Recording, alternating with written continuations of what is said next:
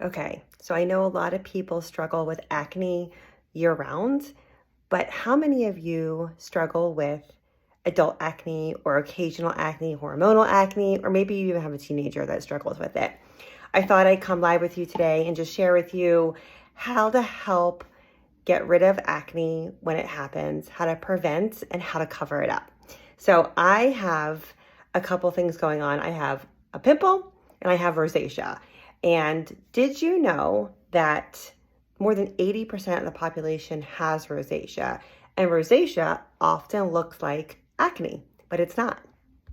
So if you fall into any of those categories, this is a great couple tips for you. First and foremost, if it is truly acne and not rosacea, there's a couple things you can do to treat the acne and calm the skin down. Number one is do a charcoal mask. You can either spot treat it or do your whole face. This will bring everything out and clear up the skin really quickly and help you get rid of it without drying your skin out.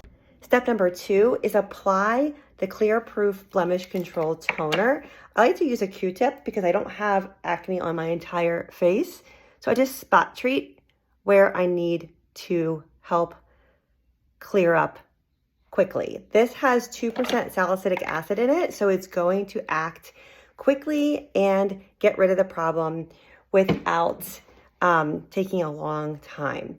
Thirdly, if you have a really stubborn spot, I like to use the benzoyl peroxide spot treatment by Clear Proof benzoyl peroxide spot treatment. And this I usually use on the spots at bedtime for additional clearing up confidence.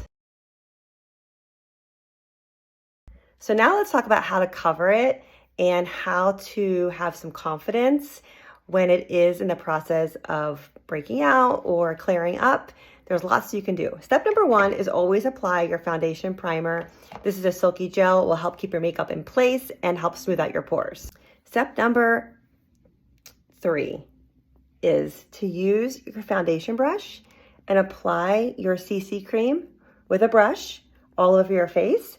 The reason I use the CC cream is because it acts like a concealer for the face without being heavy. So it neutralizes that red all throughout my skin and helps give me some brightness. And it's a beautiful way to have easy coverage without taking a lot of time, as well as looking very natural. Now, I will be applying additional coverage because I want more coverage, but you could stick with just this if that's sufficient enough for you.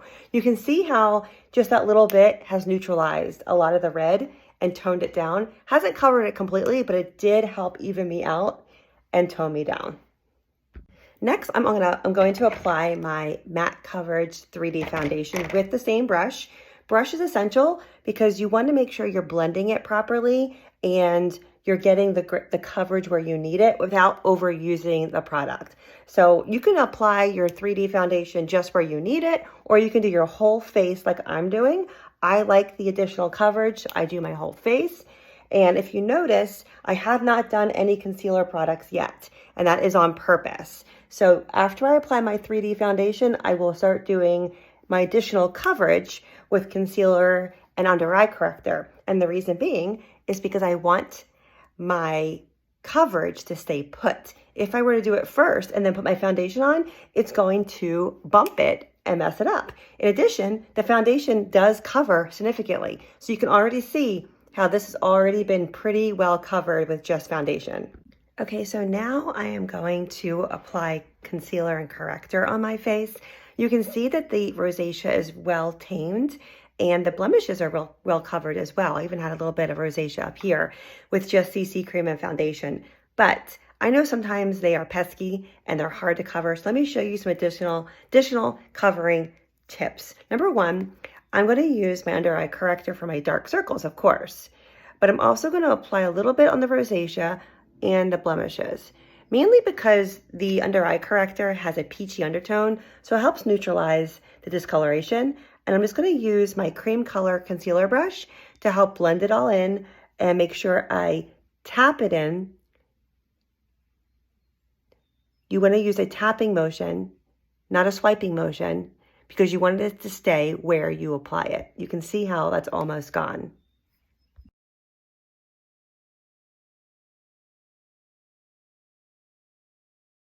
I think it's perfectly covered with just that product.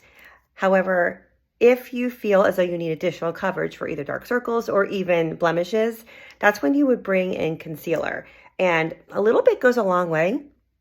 You don't want to overuse concealer.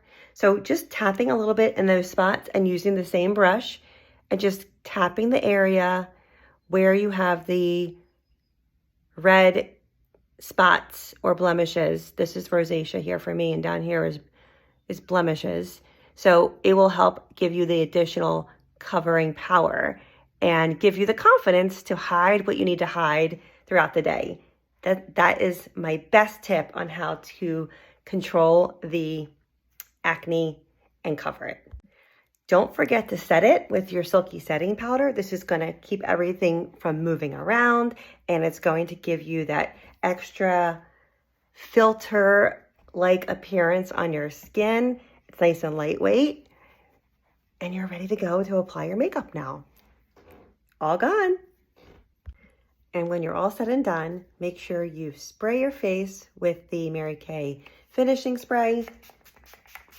Make sure everything stays in place, there's no movement, and nobody knows what's going on underneath that makeup. So, hope these tips helped you. Direct message me if you have some questions or if I can help customize some solutions for problematic skin.